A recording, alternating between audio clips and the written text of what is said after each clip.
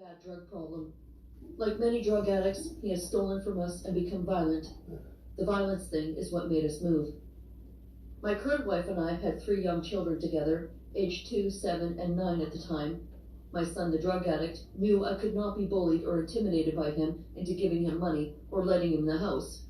So he started to come to the house when he knew I was gone at work. My wife is a stay-at-home mother who homeschools our children, so this means that she and my 3 young boys were home alone often. One day he showed up, and when she wouldn't let him in, he left and came back later with 2 friends. And together, the 3 I struggled a lot during then over the guilt of having what I thought of as abandoning my son. But I had to protect my wife and children. And once he moved on from stealing my credit cards and my wife's wedding ring and other general thievery, he moved on to violence when we couldn't give him just what he wanted, or give him the opportunity to steal it from us. Well, I felt I had to. I had to cut the cord like I did. Yes, it hurts. It still hurts. So any of you listening, please don't judge me. I still struggle some days with it. So now you know the backstory. Here's where the Bigfoot comes in. After we moved, they said over and over that it had a monkey face, was red and brown repeatedly. They described the face as wide, flat, heavy dark brown eyes and a big, wide mouth, no neck. I'm still worried at this point that my boys had just done the stupidest thing they could, which was feed the bear at close range. So I took them over to the computer and showed them pictures on the internet of bears and then monkeys. But they said no to both of them. I then showed them gorillas. They said it was a lot like that, but not quite. Hard to enforce. As I mentioned, they were homeschooled, so for them their recess is outside. But this actually became quite easy to enforce, as in the next few weeks, the temperatures were beginning to drop drastically, and we were getting frequent rain, keeping them inside anyway. And both my wife and myself began to spend a lot of time looking out the windows behind the house. I even bought one of those little fluid to see if I could see anything. I had started to do some reading, and I was pretty sure that that was a Bigfoot / Sasquatch, whatever you want to call it out there. The thought that my kids were feeding one put my blood pressure into stroke range. Now, not knowing any other way to get through to them, I told them very clearly what I believed it was. And then I pulled up as many pictures on the internet as I could find of what one supposedly looks like. Yes, I showed them the Patty film, and then read all sorts of reports to them that showed them feeding them was a really good idea. And I stressed that again and immediately went cold and got scared. As I ran back to my campsite, my only thought was that it was going to go to the left or right. If it went right, it would have to go in the water, and if it went left, it was headed directly for my campsite. I decided it was best to get the heck out of Dodge, so to speak. I arrived back at my campsite in under a minute. My dog was still asleep on the front seat and didn't stir at all. I opened the passenger side sliding door of my van and started to throw all the camping gear back into the van, making quite a mess inside as I did. I closed the door, and it was about 7 feet tall and was very dark brown in color.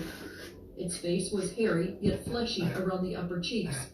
Its eyes were dark in color, but clearly visible, and had a brightness about them. Upon talking afterwards, we both agreed that we saw slight movements of its head and hands. It stood there for what seemed like 10 seconds looking at us. It tilted its head slightly as if it were sniffing the air. All this was... Don't forget to enter the November giveaway contest. Just listen to the video linked on your screen and follow the instructions to enter. Thanks, and good luck.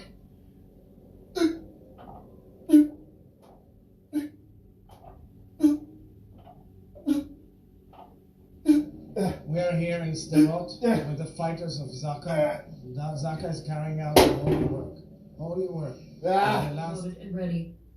After a few weeks, the screaming became less and less until we stopped hearing it.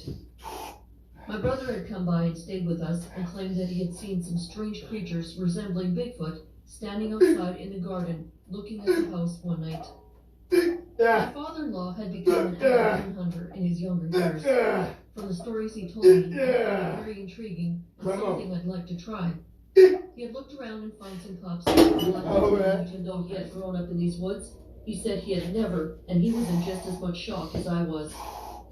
In March of 1979, my wife and I decided to move to California. I had 2 cousins living there, and they had a job for me in construction. Within a year, my wife and I divorced. She moved back to Ohio with 2 young boys. The split was amicable. I was on the road working in pipeline construction in California. I worked for a company that installed underground utilities and stopped, except for occasional sounds they would hear, such as what sounded like these things were pounding 2 sticks together, grunting or barking. Are you having trouble finding a place for your precious bundle of fur? My dad had a Q-beam spotlight hooked up to his cigarette lighter in his truck. My cousin, my dad, and I walked out to the back to his truck, and he began shining the spotlight into the woods. I spotted my dad of a man. The larger one appeared to be 6 to 7 feet in height, with a much larger eye spread. The larger one's head appeared to be moving very rapidly from side to side, and then up and down as it was looking at the light, as if it was alarmed. I had never seen anything that could move its head that quickly. My parents had also purchased a good quality 35mm camera after these creatures started showing up. I'm not sure what I was dealing with. I thought entirely different. We hadn't been hiking in the woods very long, and we crossed the fence off my dad's property onto a neighboring property. There was an old logging road. It was cold out, but not frozen. The sun had made parts of the road soft. We had found a very small human-looking footprint, just one in the middle of this muddy area. If it was one of these creatures, it had to be an infant. The print was maybe 5 inches long and about 2.5 inches wide. 5 toes, just like a little kid. Because this was only one print, I assumed it was with its mother, and maybe she had let it down where it touched 1 foot. Alright. The grass was very... Alright. Get this back on real quick. It's November, man. I don't want to get sick, you know what I'm saying? But that's a Tuesday workout, folks. Elbow, you know, still bothering me. Kind of a tendonitis type of deal. Whatever, you know, it hurts. You know, it don't hurt at all when I do any type of pressing motion, so that's not gonna stop. I'm gonna keep hitting chest. But it's like certain shit, you know, just a little painful, I'm just gonna ease back and let this shit heal on up. Because I've had it before. I believe in this elbow. And it hurt, you know, it hindered me doing certain shit, but eventually it healed up. I just had to kind of ease off a little bit.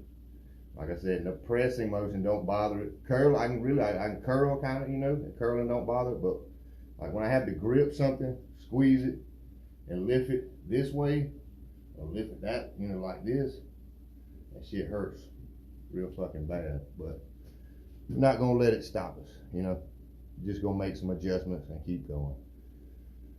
But I ain't gonna stay out here too long, man. It's November, so it's kind of chilly. I'm gonna head on in the house. Y'all take it easy.